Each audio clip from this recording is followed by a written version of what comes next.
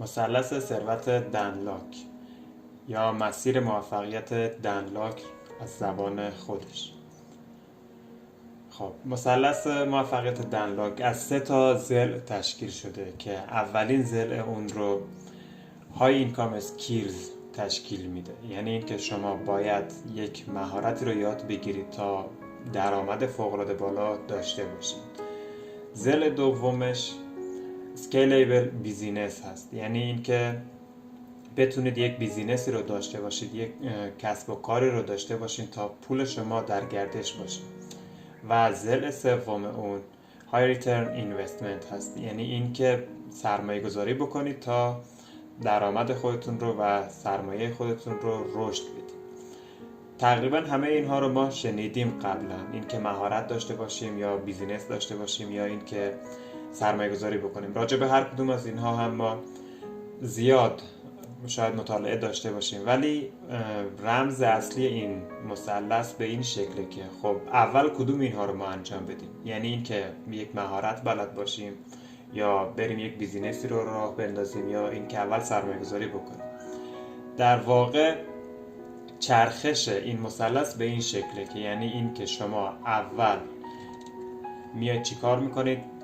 مهارت خودتون رو راه میندازید، یعنی از طریق مهارتتون شما باید به درآمد برسید، یعنی یک مهارت فوق‌العاده خوب رو یاد بگیرید که درآمد اصلی شما از طریق مهارتی باشه که شما دارید و بعد میرید به سمت بیزینس شما، یعنی شما درآمد خودتون رو دارید و بعد میرید یک کسب و کاری رو راه میندازید، یک بیزینس رو راه میندازید تا درآمدتون رو و پول خودتون رو در گردش بیارید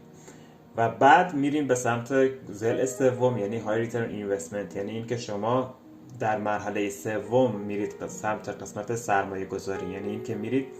درآمدتون رو و پول خودتون رو سرمایه گذاری میکنید. حالا به شکل‌های مختلف اکثر ما این شکلی یاد گرفتیم که بریم یک کسب و کار رو راه بندازیم تا به درآمد برسیم و مسلماً ما به موفقیت آنچنانی نمیرسیم، یا اینکه یک درآمد ناچیز یا یک پول ناچیزی رو که به دست آوردیم بریم سرمایه گذاری بکنیم تا پول خودمون رو رشد بدیم و باز هم این نتیجه نمیده، چون در هر صورت زمانی که شما محتاج بشین و درآمد شما اونقدر لازم نباشه که از پس مخارج زندگی بر بیاد، حتما اون سرمایه‌گذاری هم که انجام دادید زمانی که به پول نیاز داشته باشید اون رو میگیرید و دوباره شاید ممکنه تو زمانهایی که توی ضرر هستین بفروشین و با ضرر از اون سرمایه‌گذاری بیاید بیرون. پس در اصل یعنی شما باید اول اینکام داشته باشین، یعنی درآمد داشته باشین، درآمد شما هم از طریق مهارت شما هست و بعد میرید سمت بیزینس، یعنی یک کسب و کاری که مقیاس پذیر باشه، اسکیلیبل بیزینس یعنی یک بیزینسی که مقیاس پذیر باشه و بعد میریم سمت سرمایه گذاری. حالا این که چه مهارتی رو ما بلد باشیم یا چه بیزینسی مقیاس پذیر هست و ما روی چه بیزینس هایی میتونیم بیشتر مانور بدیم یا این که روی چه بازاری توی چه قسمتی میتونیم سرمایه گذاری بکنیم،